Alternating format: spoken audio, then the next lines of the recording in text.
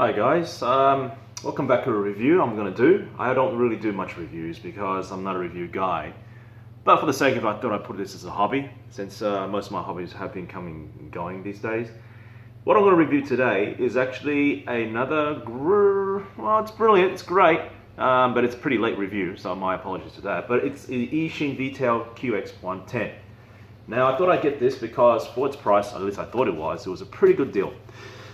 I got it for about $90 something on Bang Good. I got it right this time, not Good Bang. And I would have to say, for the type of drones you get, I don't really call it drone, but for the type of quadcopters you get, they are very basic. But this one is really good. It comes with a buzzer and a pretty neat OSD. And it's these OSDs, you know, I used to make mini OSDs, and I used to actually have to programming.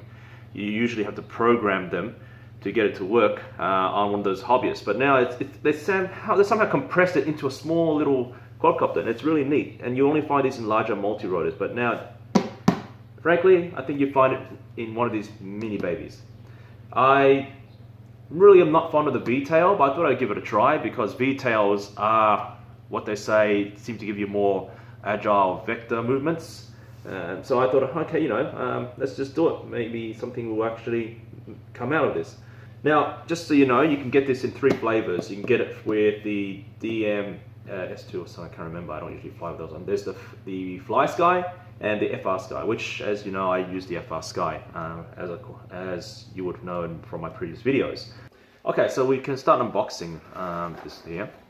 This is what the box looks like. So when I got it, it came within a nice package. Very well cushioned bag and very well sealed. And what you get is manual. Now, this is the manual. Just checking all this here. This is the components you get that you should receive. We don't worry about that right now, but as long as you can read the manuals, which is good, they actually improved in it. We have configured the FX receiver before shipping it, you flash them. So this is good.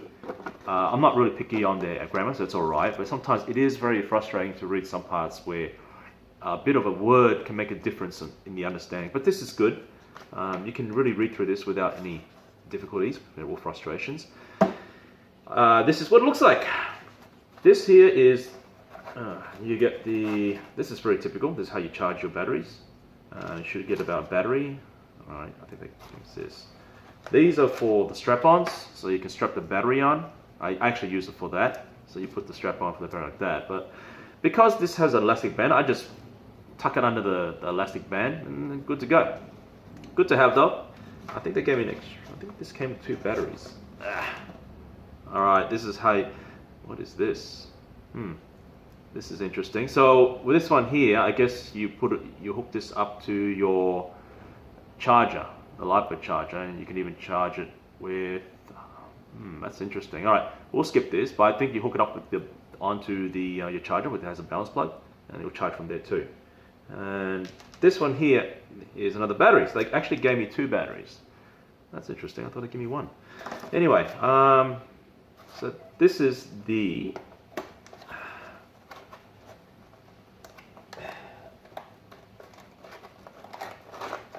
So this is what it looks like, and wow, I have to admit, it's well, they didn't give you the CEP antenna for this, but that's okay. I mean, at a basic level, I mean, this is really good on its own for the price that I get it at. This is really good on its own for the price that I got it at, and even better, you can probably get it at even less than $90 what I got it for. That's the VTail design. That's what they call the VTail. The lights back here, and camera. Wow, they really protect the camera this time, as you can see. The last one I had wasn't very protected. I mean, you'd probably fall off if I keep hitting and smashing it. But this one's very well designed, robust. So I'm very impressed with the design. And the propellers are even better. They don't fall off, which is good. The last one I had, when you're flying, it just flew off, and next thing you know, you're right up the sky. I think they actually improved on the ruggedness of these propellers, so it won't fall off that easily. At least that's what I'm hoping. And they're using the same propellers like the previous one that I recommended you use, because this is the propellers for the QR Ladybird, if you remember. That's from Walkera. So it's good to use those, and they actually do a very balanced performance between agility and thrust. So it's pretty well done. Now, as you would know, from the previous one, although this is carbon fiber, the vulnerability point is actually the legs, and it breaks so easily. It's very fragile. So I'm not sure about this one in this case with the VTail system is more stronger, but it looks like it is. It seems like it's a bit more thicker depth-wise, maybe a few more, 0.2 millimeters more. And the good thing about this VTail system is that it has something here. I'm not sure you can see it, but it's the orange part. So hopefully it's more rugged this time, so it won't break or fall off so easily. If anything, it would break, like I said, it would probably be the legs here. But it's actually a bit thicker, which is good. It should be much stronger and can withstand much more collision as you fly, because these things are fast flyers, and if anything would break, it would be the legs. Now, the important thing about these flies is that they're lightweight. You want them to be lightweight because the lighter they are, the more agile they are, and more flight time basically you get. Having said so, this thing here weighs about, let me turn the mode, must be in ounces. Alright, we're not in America. It's about 46.4 grams, say 45, 46, basically 45. For both of these, they come with the AIO flight controller. I think this is the Pro, I think they're both Pro. So if anything, just on my first one, like this one here, I had to go into the firmware, flash it and upgrade the firmware, but also calibrate it, because when it came out of the box vanilla, it didn't really fly well, as you saw in my previous video. Not sure what happened there, but when I went to the beta flight and reconfigured it according to its specifications, it was flying neat. As for this one, I will give it a test flight. Not sure, because I'm just going to fly it stock standard, and I'll let you know how it goes. Now, like I said, what makes this different from this is that this has a buzzer, which is good. So basically, if it's somewhere you lost the sight or buzz, when you lose it or it's somewhere around, which is here. It's also here to let you know that the battery is low. So it'll start beeping or buzzing, I'm not sure, I think buzzing, to let you know that it's low. Like I said, it's similar to the QX95. This is a programmable LED, which I put in the front actually, because I usually fly at night indoors, which is pretty fun. You can always configure to you want. This is in the back, so obviously it's in the back because when you're racing, you can see your contestants light in the back, which is no big deal. I usually fly alone. It comes with these batteries, I forgot to say the specifications, 600 milliamp, and you can upgrade to 700, but for this case I think I'll stick it to 600. It's good enough as it is. Now I'm not sure about the camera. Now this comes with the OSD, which is good. It is, the camera itself, it didn't come with the CPU, that's alright. I can always, I don't really mind for this sort of mini flyer. Pretty robust camera, it doesn't get damaged when you hit something, and it's protected very well. So the encasing is very well done. It's a 5.8 video transmitter, and I think it's 25 milliwatt according to this. I'm not sure. I'm pretty sure it's 25 milliwatt, and you can adjust the settings of the transmitter by clicking this button here. There's a button right there. Not sure. Just read the manuals. It'll tell you how to do that. I didn't read the manuals. So as always, read the manuals. So overall, here's a comparison of the VTail, and this is the VTail QX110 and the QX95. That's a comparison in size. You can see that this one here is a bit wider compared to this one, which is a bit more squarish. I'm pretty sure for the design, the VTail will give you a bit more thrust angular movement for that design, although you'll be sacrificing some sort of movement, I assume forward movement. But I won't know that until I try out in the field. So I'll give you some feedback now or later, and I'll let you know how it goes. It's pretty windy today in Melbourne, so I'm not sure how this is going to fare well.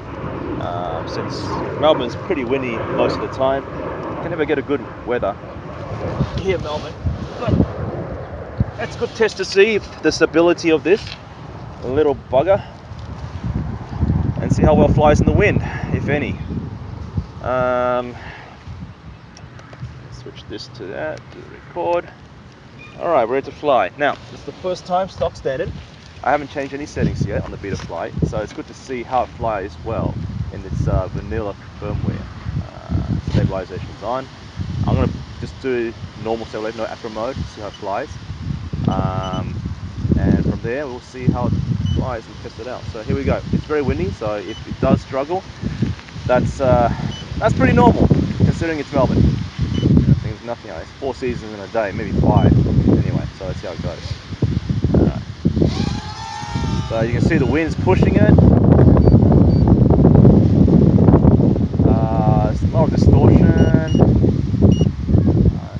wobbly. Can't seem to, yeah, see the wind's pushing it. Not sure it's the wind or not, but it's pretty wobbly. It shouldn't be like this even for the wind, because the last fly I had didn't do this. Anyway, I'll fly around. Whoa, that's the wind right there, wasn't me. Seems alright. Oh, the turning is weird. Oh, it's stuck. Yeah, it's very wobbly. I don't know why. I think it's the pit settings, but for its stock, it's not. You better change it in the beta flight if you want to. Oh, all right, that's not good. I better check it out. I think one of the propellers fell off. Let me check. All right, so I somehow lost 2 propellers. The frame is very strong. It hasn't broken when I flew it yet. Everything else is still intact. The camera is protected, it's safe. One thing though, 2 propellers fell off, maybe one first and the other one just hit the ground falling off. I would suggest maybe super glue it is the harsh word to use, but yeah, let's just say super glue it so that the propellers don't fall off, because even at this point I was flying and it still fell off. Although the frame is still intact, nothing broken, which is good. And that's how it should be for these things. It may be windy, but I've been flying a lot of these in the wind and it doesn't wobble like it should, which is very strange. It shouldn't do that. So I think it's the pit settings. It shouldn't be doing that in its original firmware, in its stock firmware. So you need to go into beta flight and adjust a few of the pit settings to make sure it doesn't wobble like that. It's not perfect yet, which is strange. I thought they would test this before they fly it and sell it, but this is what I'm experiencing. I'm not sure if anyone else is experiencing this. So all in all, I'm gonna give this, to be generous, 8. Once you configure the settings properly. I don't think it's optimized because it was wobbling, and I don't blame the wind too much here in Melbourne. But yeah, I know it's windy in Melbourne, but wind alone is not the reason why this is wobbling. I think the reason why it's wobbling is because it's configuration. So make sure when you buy this, you go into the beta flight and you set it properly there. So that's basically the review for this. And also, I'm using that Ishin I've always have. I'm not going to review it, but I've been using this for a long time, so it's good. As for everything else, the OSD is amazing. I really like the OSD. The OSD it gives you a feel, and for the size, I recommend you get this if you like to fly in acro. Otherwise, I'm not a fan of VTail, honestly. So just because I don't recommend it, because I don't like it, doesn't mean you guys should follow what I do. It's up to you guys what you like. Just make sure they stick on when you fly. That's the reason why it failed.